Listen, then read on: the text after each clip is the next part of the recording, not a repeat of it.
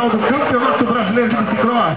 A final do Campeonato Brasileiro de Bicicross aqui na cidade de Jaraguá do Sul. E Caio Guinte já está na pista agora, a bateria de número 9. A categoria 16 anos. Sensacional, olha os garotinhos da Mil no Brasil. Quem já tomou a primeira colocação?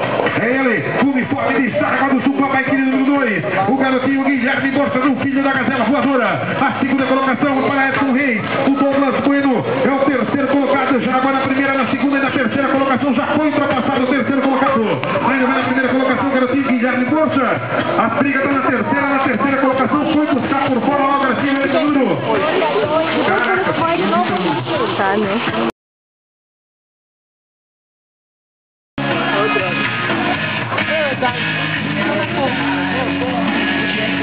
E Caio Guinte, da categoria 16, largada de número 9. E já está na pista, já está valendo. E a primeira colocação é dele. Ele que vem com a bike de número 2, o garotinho Guilherme Borsa.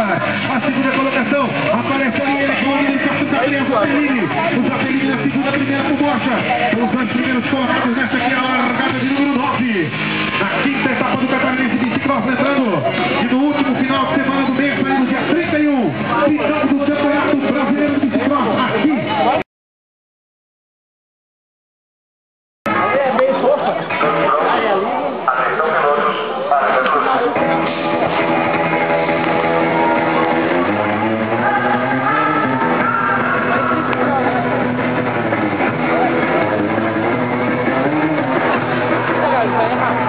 Cala a boca.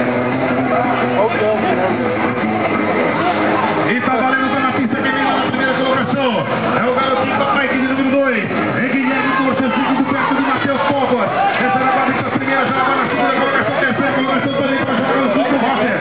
Também vem fechando ali, primeira colocação, o garotinho de Jaraguá do Sul. Não perde mais Guilherme Borsa. Essa que foi a categoria 16, a largada número 9.